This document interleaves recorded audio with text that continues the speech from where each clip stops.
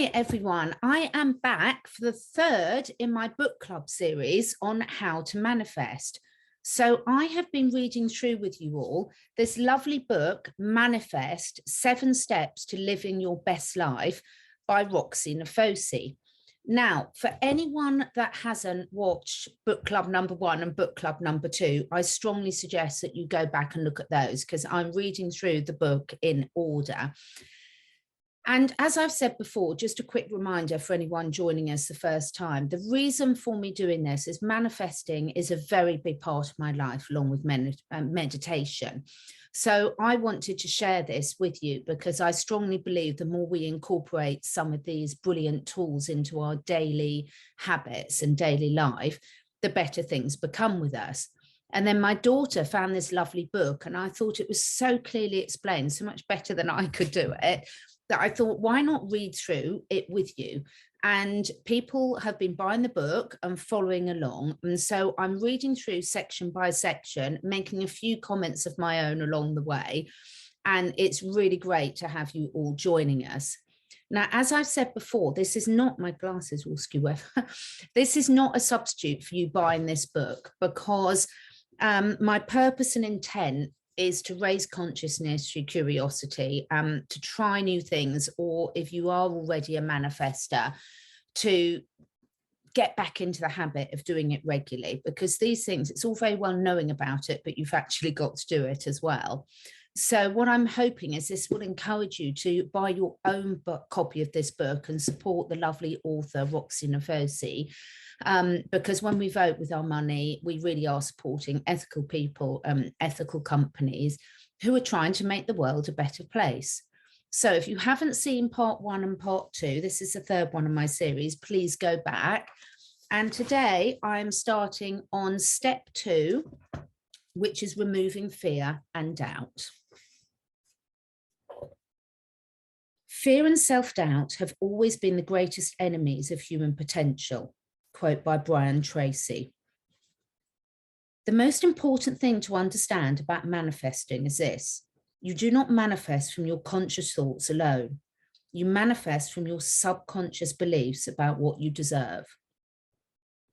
This means that you can only manifest what you truly believe you are worthy of attracting into your life. According to research, only 5% of our cognitive activity is conscious, whilst the remaining 95% is subconscious. That means that 95% of our thoughts, reactions, decisions, perceptions, and behavioral patterns are driven by the subconscious parts of our brains. When you consider this, it's easy to understand why our subconscious would then have such a profound influence over the reality we create. But while our subconscious has unlimited power to drive us towards our dreams, it also has the power to hold us back from them. This is because our subconscious is home to 2 things that block any manifestation: fear and doubt. Fear and doubt come in the form of insecurities, limiting beliefs, feelings of unworthiness, and lack of trust in the universe's ability to provide for us. Fear and doubt sabotage our manifesting abilities by subconsciously sending a message to the universe that we aren't worthy enough or ready to receive the things that we desire. Fear and doubt are so powerful that they can prevent us from even imagining what we want. They literally create blocks for us at the very first step of our manifesting journey. Let me show you how. I would like you to take a minute to pause and visualize the exact income you wish to manifest in the next financial year. Write down that figure on a piece of paper now. When you look at this figure, can you honestly say that this is your dream salary? Or did you write down a figure you believe you could realistically manifest? Now, that's on page 26, and I'd like you to all pause this video and actually do this exercise. It's really important that you do the exercises that are stated in this book. As I said, it's all very well listening, but it's really important we actually do it. So the good thing about videos is you can pause them. Fear and doubt often mask themselves as friends. They tell you they're protecting you from the inevitable disappointment, when in reality, they are actively holding you back from unlocking the abundance of the universe. Ask yourself now, when making your vision board in the previous step, did you stop yourself writing down some of your deepest desires because something within you told you that are unachievable and there was no point adding them in? Your limiting beliefs can prevent you from even visualizing what you want in life by telling you that your dreams are simply out of the realm of possibility. Now, this is my input. You'll notice as you get familiar with me reading this, when I look up, it tends to be me adding my little bit. So I have done vision boards with a lot of people over the years, and I do find that people often limit themselves because they let what they perceive their reality kick in. So please, please be honest with yourself about this. A couple of months ago, my best friend Leah came over because she wanted me to help her begin her manifesting journey. We lit candles, set the scene, and I took her through a visualization meditation. We then laid out large sheets of colour paper, magazines and marker pens, and got started on making our vision boards. I could see her hesitating every few minutes, going to write something and then stopping herself. I paused and asked her, "What are you not writing down?" And she replied, "I just want to be realistic." When we shared our vision boards with each other after we had finished, I saw that she had crossed out 10 new clients and replaced it with 5 new clients. When I asked her why she had done that, she said it was because she didn't want to put something down in case it didn't happen. As she's my best friend, we talk endlessly about the things we want to achieve in our lives and the dreams we have. I could see that she had also completely avoided writing down some of her deepest desires. One thing was for sure, fear and doubt had a hold on her. I did the very same thing in the beginning of my own manifesting journey. It was New Year's Eve, and unlike the previous 10 years, I decided not to spend the night getting drunk and then struggle through the first day of the new year with a raging hangover, but instead to spend the evening at home, cooking my favourite meal and sitting down to make my vision boards, something that has now become my New Year's Eve ritual. I'd just begun creating my first ever 5-year vision board, and I could feel so much resistance and self-doubt coming up as I was doing it. For example, I dreamed of being on stage delivering one of my self-development workshops to thousands of people. The reason for this, I want to empower as many people as I can to realize and see the infinite power they have within themselves to heal, evolve, and live the very best version of their lives. I want to contribute in any way I can towards making self-development as fashionable and mainstream as clothes are. That's my purpose, my passion, and my goal. When it came to it, though, I couldn't bring myself to put it on my vision board. I was so embarrassed by the thought of writing it down and it not coming true that I denied myself the opportunity to even consider it possible. My fear was trying to protect me from the threat of failure, but it was also preventing me from manifesting something I wanted. I realized that creating a vision board can do more than simply help you visualize what you want to manifest. It can give you an opportunity to understand your fears and doubts more clearly.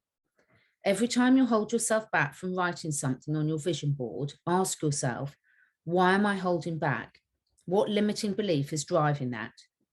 By identifying your fears and doubts at this stage, you give yourself an opportunity to start working on healing and removing them so you can unblock your path to manifesting everything and anything you want. When I came to create my next vision board, I challenged myself to write down every single dream I had, no matter how big or small, and I refused to let my insecurities stop me from doing so. When we give ourselves full permission to dream, our fears and doubts have nowhere to hide. Try this. If your previous vision board was limited by fear and doubt, go back and amend it now, or create a brand new one that honestly represents all the things you really want. Before you do this, say to yourself, if fear and doubt were no object, this is what I would like to manifest into my life. Put down every single thing you want to attract.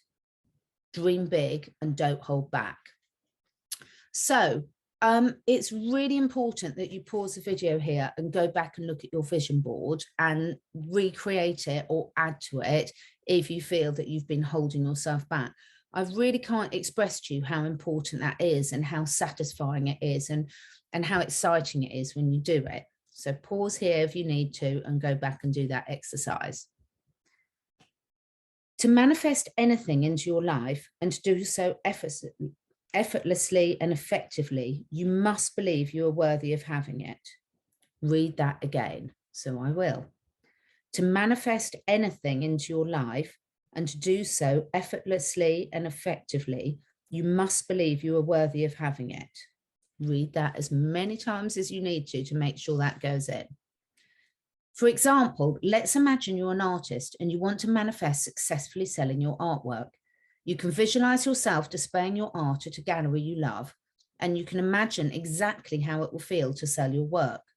But if you don't, deep down, believe that you're good enough or worthy of praise and celebration, then you will not be able to attract the opportunities for your work to be appreciated. We attract not just what we feel, but what we believe. You simply cannot manifest when fear and doubt stand in your way. So, to progress in any manifesting journey, you must first identify and then work to remove the fear and doubt roadblocks. This is what I call inner work. This is self-development in action. At this point, it's important to acknowledge that the inner work required to remove our fear and doubt is ongoing. Some of your limiting beliefs may be relatively easy to observe and let go of, while others may be more deep-rooted and require a great deal of attention, time, and commitment to work through so that they no longer have the power to limit you. The majority of us have an endless list of limiting beliefs, insecurities, and doubts that we have accumulated from our early childhoods to where we are now. They plague our consciousness and subconscious minds and block us from unlocking our greatest potential. This is why step 2 on my 7-step guide to manifesting is one that you will keep coming back to and again throughout your manifesting journey. Frequently asked question: what is a limiting belief? And the answer: a belief is formed when a thought has been repeated so many times that it becomes automatic. Our beliefs drive our behavior. So when a belief that we have is holding us back in some way, it becomes a limiting belief. For example, if we grew up being told over and over again that we are unlovable, we eventually believe it to be true, and the way we behave will be informed by that belief system. This may mean that later in life, we will accept being treated poorly by others, or we will subconsciously seek out toxic relationships to support this self-limiting belief. Beliefs can be formed in childhood, adolescent, and adulthood. Before I go on, I would like to tell you a little story about my own relationship with fear and doubt. When I look back on my life before I discovered manifesting, I was drowning in insecurity. My self-loathing was debilitating, and my lack of self-worth impacted on every area of my life. I was conscious of it at the time. My inner critic was far too loud to ever be ignored, but it all stemmed from a place deep within me, my past experiences, and from memories that live within my subconscious.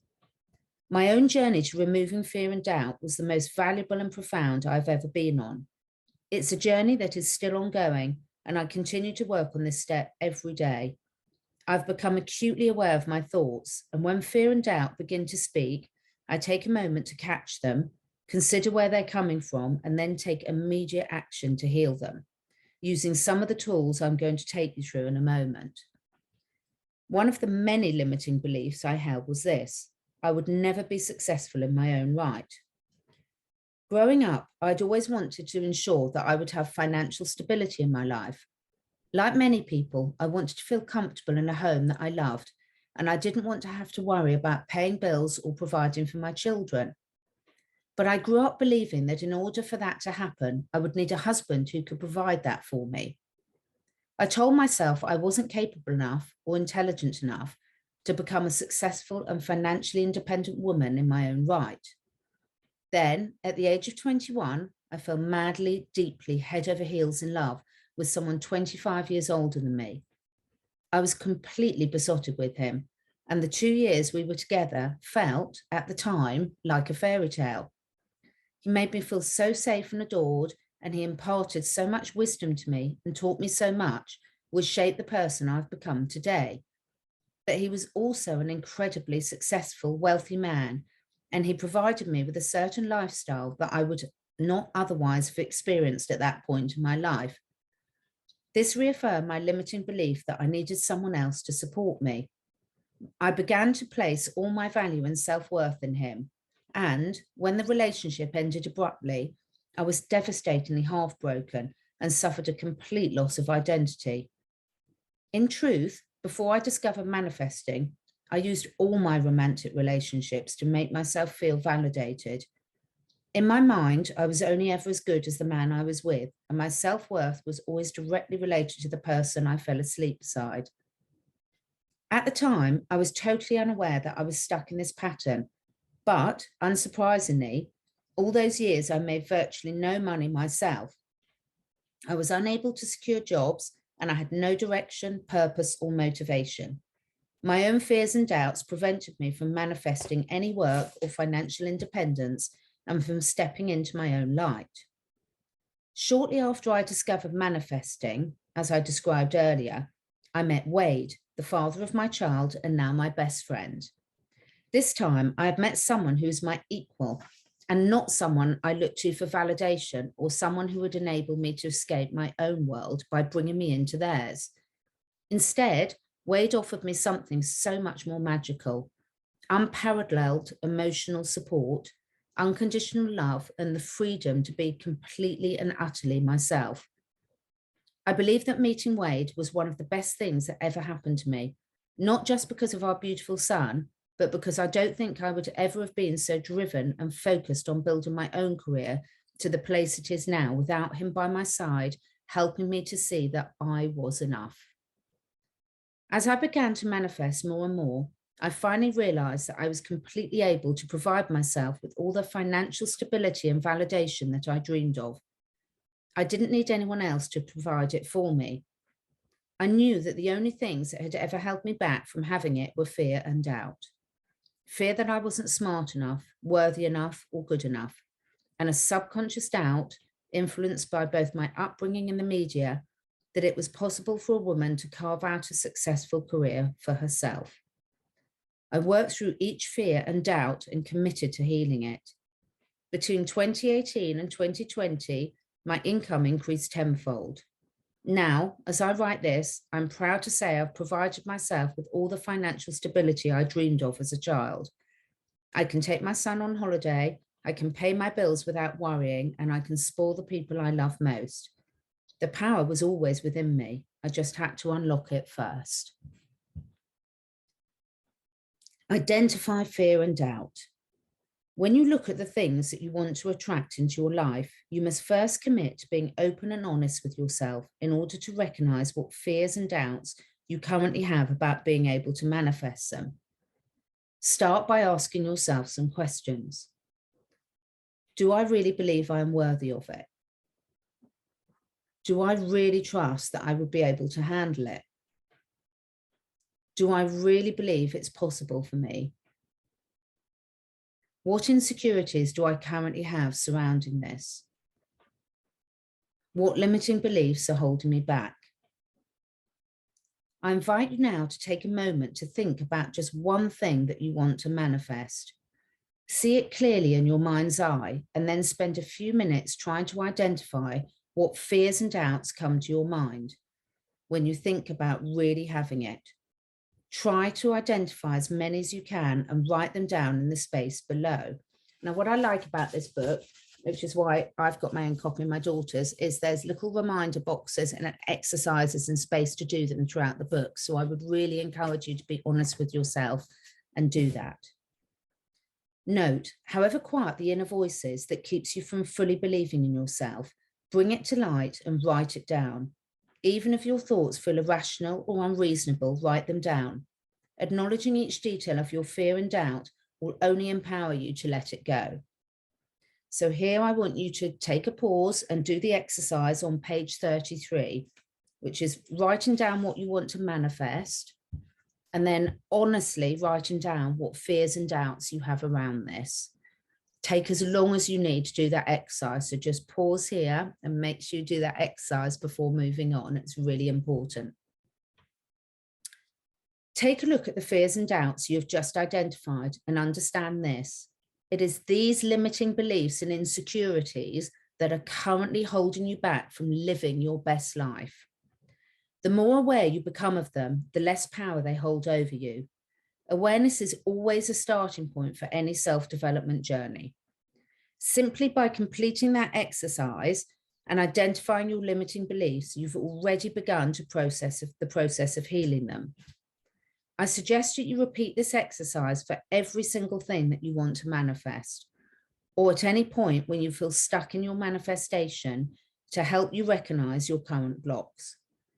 Become a mindful observer of your day-to-day thoughts, and when the voices of insecurity begin to speak, take note. The more easily you're able to identify them, the more quickly you'll be able to let them go. Remove fear and doubt. Removing fear and doubt is a self-development in action. This is the work we commit to every single day, to removing limiting beliefs, to realize our worth, to unlock our potential, and to rediscover the inner confidence we were born with. This is the inner work we commit to so that we can successfully manifest the life of our dreams. This is the work we do so that we can live a life that's not limited by our own insecurities, but flourishes with the power of the universe. So how do we do it? There are endless ways that we can begin to heal fear and doubt. But here are 4 I found particularly powerful that I want to share with you. Number 1, master your thoughts. Number 2, watch your language. Number 3, use mantras. And number 4, practice visualization. Note, for some of you reading this, your fear and doubt may have stemmed from trauma, or it may feel too overwhelming to begin working through it alone. If this is the case, working with a therapist, holistic healer, psychiatrist, counselor, or other mental health professional can be a necessary and valuable investment to help you heal and work towards removing the fear and doubt alongside the suggestions below. That's a really important point. Always seek and ask for help if you need it. It's really, really worth doing. So number 1, master your thoughts. I begin this chapter with an important lesson. We do not manifest from our conscious thoughts alone, but from our subconscious beliefs about what we deserve. While this is true, we must not underestimate the power of our thoughts and the influence they continuously have over our subconscious. The subconscious mind obeys the conscious mind. So whatever we consciously think, our subconscious will perceive to be true. That's so important. How do you talk to yourself? And how do you talk about yourself? Most of us have a voice inside our head that will speak to us in pretty unkind ways. It will tell us we are unworthy, unlovable, stupid, disgusting, boring, and any other disempowering characteristics it can think of. This voice is the expression of our fears and doubts. In my webinars, I do an exercise where I ask everyone to say something kind to themselves. For example, I will encourage them to repeat inside their heads or out loud, I am wonderful, I am beautiful. The people in my life are so lucky to have me. I'm perfect exactly as I am. I love myself. Afterwards, I ask them to tell me how it felt to do that. Every time, the majority will say that they felt silly and uncomfortable speaking to themselves in that way, even when no one else could hear them. Then I ask them to say something like, I am worthless, I'm never enough, and I ask them how that felt. Too easy, they tell me. I do this short exercise to demonstrate just how natural and effortless it feels for us to speak to ourselves in limiting ways, and how unnatural and challenging it feels to speak to ourselves with love and respect. I can relate to them. I spent 2 decades looking in the mirror and saying things like, you're hideous, you're a loser, you're miserable, you'll never be enough. I spent every single day berating myself for simply being me, and my inner voice was constantly feeding my devastatingly low self-esteem. I gave my insecurity a voice, and with that voice, it grew.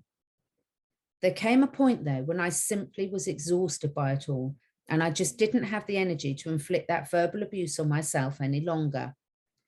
Perhaps some of you reading this are now feeling exactly like that too. I realized that I was never going to be able to step into my fullest power and unlock the life of my dreams if I continued speaking to myself in this way. I made a choice to start showing up for myself and to become my own cheerleader. I did it even though it didn't feel comfortable. I said kind and loving things to myself because I knew my subconscious would hear it and believe it to be true, even if I didn't. Once I started to choose the thoughts that supported me and empowered me, I began to feel an internal shift in my confidence. If I could sense I was about to voice something negative or limiting, I would catch myself and instead say something like, "You're doing a great job. You can achieve anything you put your mind to. You are strong. You can do this. It's okay." I knew that every time I used the power of my thoughts in this way, I was boosting my manifesting power. Within a month, I noticed that this was beginning to feel natural. And within 2 months, it became a leading inner voice. I really started to believe the things I was saying. And I meant it when I said to myself, "You got this," or "You should be so proud of yourself." I mastered my thoughts to override the fear and doubt. I urge you all to become your own cheerleaders too. That's so, so important. It really is.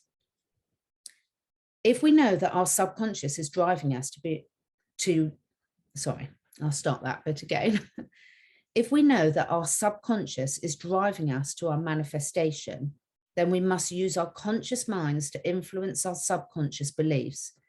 We must feed our subconscious with the empowering thoughts to increase our self-worth and boost our manifesting power. Our thoughts shape our reality in another way too. Remember, in the introduction, I explained that thoughts generate emotions and that different emotions have different vibrational frequencies. This means that if we can master our thoughts, we can change our emotional state. And if we change our emotional state, we can change our vibration. If we change our vibration, we change our reality. So when we consciously choose to think positive and empowering thoughts that trigger high vibe emotions, such as confidence, enthusiasm, and hope, we will attract more abundance into our lives through the law of attraction.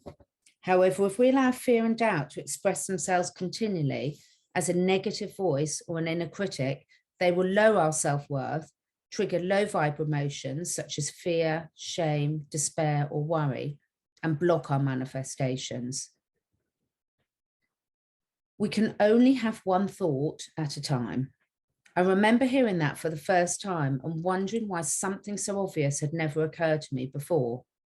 If we can only have one thought at a time, then surely we can just choose to replace a negative thought with a positive one, right? And the answer is yes. But we are creatures of habit, not just in what we do, but also in the way we think. The National Science Foundation, an independent health agency based in the US, found that we have, on average, 60,000 thoughts a day. Of those, approximately 80% are negative and over 90% are repetitive. To begin to undo repetitive, negative, and limiting ways of thinking, we must commit to the consistent practice and repeatedly choose to nourish our mind by replacing the negative thoughts with empowering ones. Commit to it in just the same way you would commit to forming any other new habit. Each time you find yourself thinking, "What if it doesn't work out?" ask yourself, "What if it does?" Instead of saying, "I'm not good enough," say, "I'm perfect exactly as I am." Instead of imagining the worst possible outcome, imagine the best.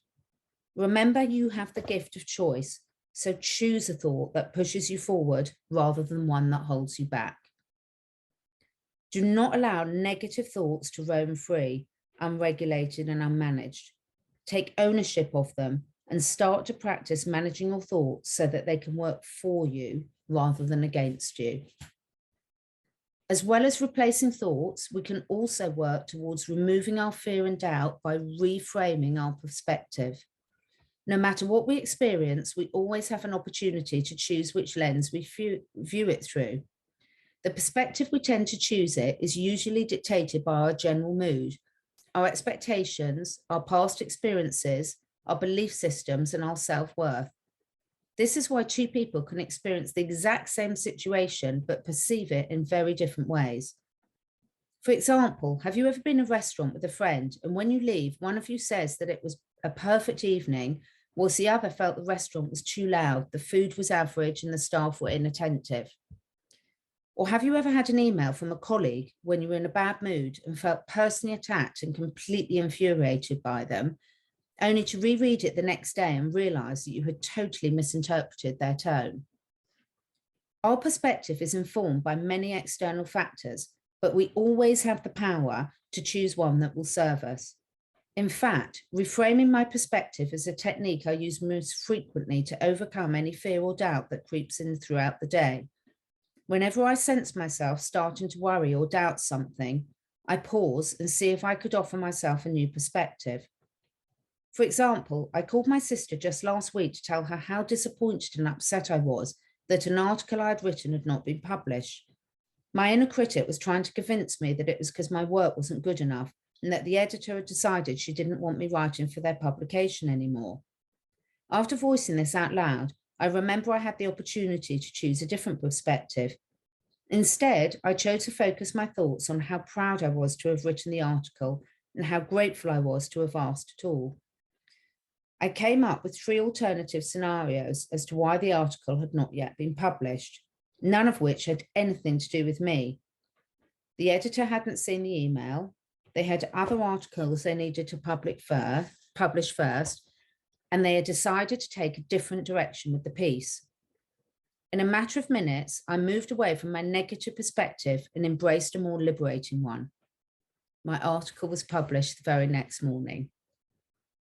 When you see that you're interpreting a situation from a place of fear and doubt, ask yourself, what is another perspective I could choose? How could I reframe my thinking here? For example, if you go on a date with someone and the next day you don't hear from them, you have a choice of what perspective you can take. If you allow your fear and doubt to dictate your perspective, you might start to question what you did or said was wrong. You might decide that this is further evidence that you'll never meet the right person for you, and you may allow it to stop you from opening yourself up to future dating opportunities out of fear of feeling rejected again. However, if you adopt a more positive and empowering perspective, you might choose to consider that perhaps the other person is not in a place in their lives to meet someone right now, that the two of you just weren't the right fit, and you would still feel excited about the journey to meeting your soulmate. Remember, we manifest what we believe we are worthy of. Start to become aware of your thoughts, then choose to replace those expressions of fear and doubt with the thoughts and perspectives that will raise your self-worth and self-belief. So we're halfway through that section. I'm going to finish there. It's on page 40, and I will be back in a couple of days with the rest of this section. These are all things that I have to remind myself of constantly. And it's like anything, the more we practice them, the easier they get. So if any of you have got friends on here, or even in the comments below, if you can work on this with someone else who's working on a similar thing yourself, you can help each other by picking each other up. If you need to reframe something to be more positive. I'm really lucky, like, for example, with my conversations with Bryce, for example, we're really good at picking each other up and making sure that we can reframe things and look at a different perspective and things. And it's so, so helpful. But if you don't have that, you can do it yourself. You've got everything you need to within you. It's just a question of making that decision and starting to treat yourself differently.